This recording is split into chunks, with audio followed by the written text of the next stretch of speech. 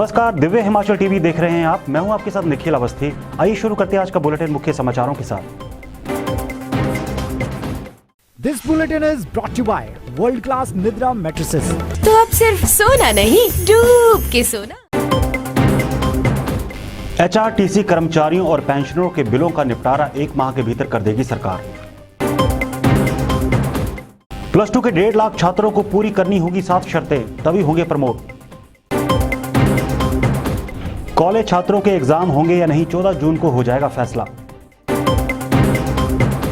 सरकार बताए नकली दवाइयों के पीछे कौन, कांग्रेस का आरोप हेल्थ डिपार्टमेंट में हो रहे घोटाले। भाकपा का आरोप सरकार की वैक्सीनेशन पॉलिसी भेदभावपूर्ण और असंवैधानिक।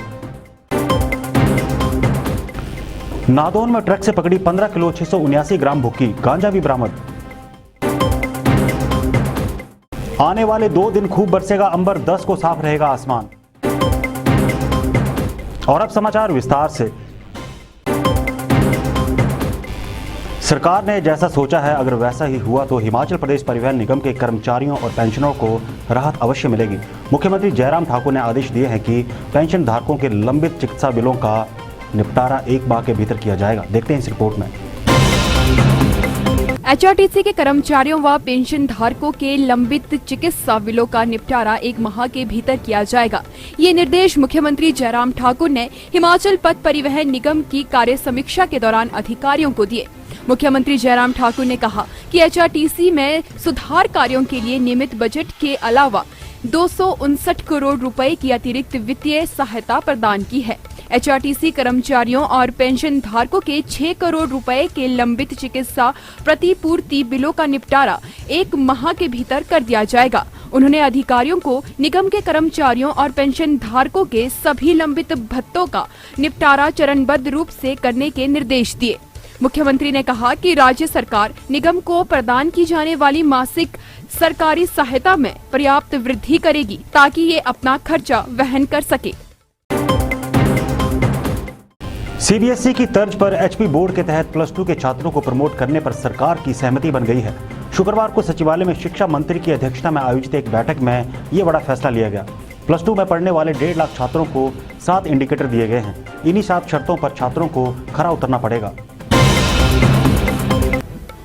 सीबीएसई की तर्ज पर एचपी बोर्ड के तहत +2 के छात्रों को प्रमोट करने पर सरकार की सहमति बन गई है। शुक्रवार को सचिवालय में शिक्षा मंत्री की अध्यक्षता में आयोजित इस बैठक में यह बड़ा फैसला लिया गया। +2 में पढ़ने वाले 1.5 लाख छात्रों को 7 इंडिकेटर दिए गए हैं, यानी कि छात्रों को पास होने के लिए 7 शर्तों पर खरा उतरना पड़ेगा। +2 के छात्रों की कंटिन्यू कॉम्प्रहेंसिव असेसमेंट व कंटिन्यू कॉम्प्रहेंसिव इवैल्यूएशन के तहत मेरिट बनाई जाएगी। स्कूल शिक्षा बोर्ड व शिक्षा विभाग के अधिकारियों ने सरकार के समक्ष प्रेजेंटेशन दी। उस दौरान बताया गया कि +2 के छात्रों की मेरिट बनाने के लिए 7 पॉइंट तय किए गए हैं। इसमें प्रैक्टिकल, इंटरनल असेसमेंट, प्रीवियस कक्षा, फर्स्ट व second term exam, pre board व हिंदी के हुए एक पेपर का आकलन कर भी छात्रों की मेरिट बनाई जाएगी। दरअसल अप्रैल में +2 के छात्रों की हिंदी की परीक्षा हुई थी। उस परीक्षा के अंकों को भी छात्रों की मेरिट बनाते वक्त आकलन किया जाएगा।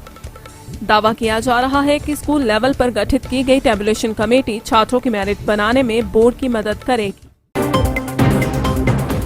प्रदेश के विश्वविद्यालय में पढ़ रहे छात्रों के एग्जाम किस प्रकार करवाए जाएंगे, इसे लेकर विश्वविद्यालय ने मंथन शुरू कर दिया है। प्रशासन इस मुद्दे पर 14 जून तक किसी निर्णय पर पहुंच सकता है। ये भी पता चल सकता है कि पहले और दूसरे वर्ष के छात्रों को प्रमोट करने पर भी विचार चल रहा है।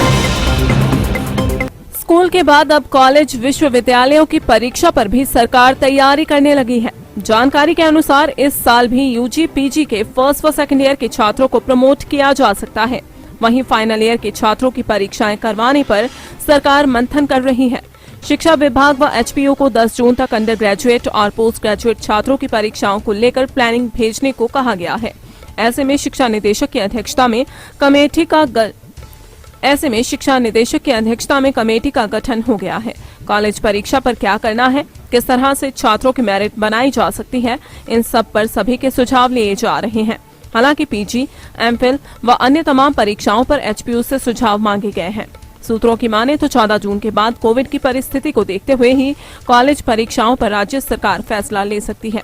हालांकि सरकार को यूजीसी के आदेशों का भी इंतजार है। अभी तक कॉलेज व विश्वविद्यालयों की परीक्षाओं पर यूजीसी ने भी कोई नए दिशा निर्देश जारी नहीं किए हैं। विधानसभा में विपक्ष के नेता मुकेश अग्निहोत्री ने सरकार को आज फिर घेरा है। उन्होंने पूछा है कि नकली दवाइयों के धंधे के पीछे कौन लोग हैं, सरकार को ये सार्वजनिक करना चाहिए। नेता विपक्ष का आरोप है कि जब से कोरोना का कहर बरप रहा है तभी से हेल्थ डिपार्टमेंट में घोटालों पर घोटाले हुए जा रहे हैं। उन्होंने और भी कई आरोप जड़े हैं। आइए देखते हैं इस रिपोर्ट में। विधानसभा में विपक्ष के नेता मुकेश अग्निहोत्री ने सरकार से पूछा है कि नकली दवाइयों के उत्पादन का भंडाफोड़ हो रहा है, सरकार बताए इसके पीछे कौन है। उन्होंने कहा कि ऐसे मामलों में राजद्रोह का मुकदमा दर्ज होना चाहिए क्योंकि ये शर्मसार कर देने वाली घटनाएं हैं।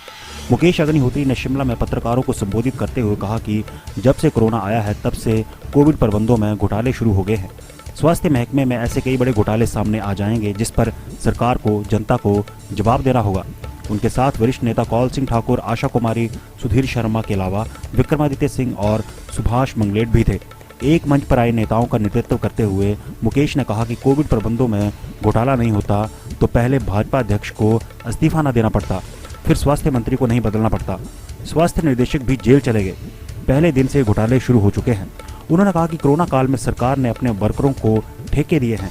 मेकशिफ्ट अस्पताल 4 करोड़ रुपए में बनाए जा रहे, जिनके काम किसे दिए गए हैं ये बताया जाए। उन्होंने कहा कि राज्य सरकार कोरोना से हुई मौतों का आंकड़ा छुपा रही है। सरकार की वैक्सीनेशन पॉलिसी भेदभावपूर्ण व असंवैधानिक है, ये आरोप भारतीय कम्युनिस्ट पार्टी ने जड़े हैं। भारतीय कम्युनिस्ट पार्टी का कहना है कि देश के सभी नागरिकों को एक समान समझकर कोरोना टीकाकरण होना चाहिए और इसकी जिम्मेदारी राज्यों पर हरगिज नहीं छोड़ी जानी चाहिए। भारत की कम्युनिस्ट पार्टी के सचिव मंडल सदस्य संजय चौहान ने कहा कि सरकार द्वारा 18 से 44 वर्ष के लिए जो वैक्सीनेशन की नीति लागू की गई है वह पूर्णतः भेदभावपूर्ण व असंवैधानिक है। सरकार द्वारा युवा वर्ग के लिए जो ऑनलाइन बुकिंग के आधार पर थोड़ी बहुत वैक्सीनेशन की जा रही थी वह भी सरकार के अनुसार अब वैक्सीन उपलब्ध न होने के कारण बंद कर दी गई है और अब देश व प्रदेश में महंगी दरों पर निजी अस्पतालों व अन्य संस्थानों को युवा वर्ग को वैक्सीनेशन की इजाजत देकर आरंभ किया गया है। यह बिल्कुल भेदभावपूर्ण व असंवैधानिक है।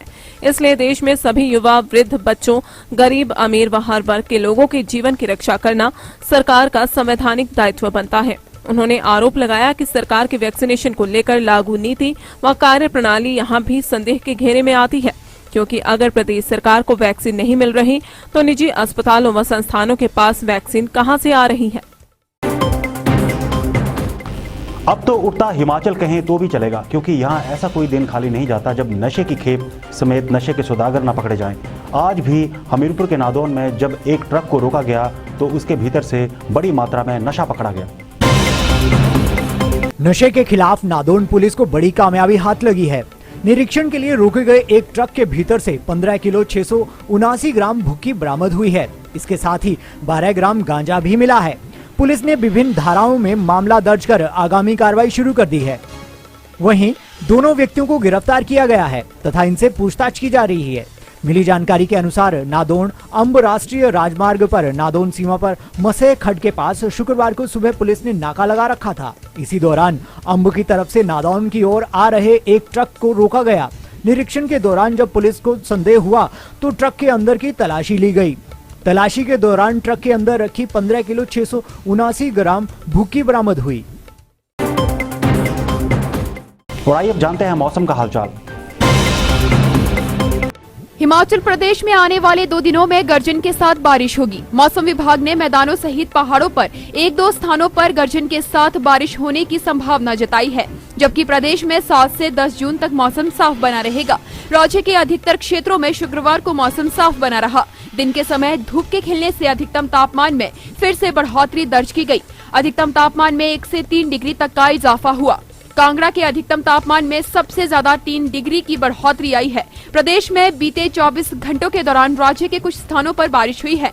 डलहौजी में 8, मनाली में 4, कोटखाई, खदराला व सराहन में 2 मिलीमीटर बारिश हुई है। मगर बारिश होने के बावजूद भी न्यूनतम तापमान में इजाफा रिकॉर्ड किया गया है। न्यूनतम तापमान में 1 से 3 डिग्री की बढ़ोतरी आई है। और अब चलते चलते आशा वर्कर्स की तमाम समस्याएं दूर करे सरकार। विधायक राकेश सिंघा ने मुख्यमंत्री को लिखी चिट्ठी।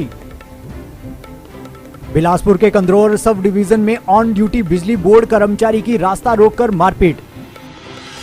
सामान्य सर्दी जुकाम को भी हल्के में ना लें, कोविड मरीजों को शीघ्र पहुंचाएं अस्पताल। और चंबा में जनजातीय क्षेत्र भरमौर में भूकंप के झटके, रिएक्टर पैमाने पर 2.9 रही तीव्रता। तो चलिए आज के लिए बस इतना ही और 9:30 बजे देखना न भूलिए शिमला से हमारा विशेष प्रसारण।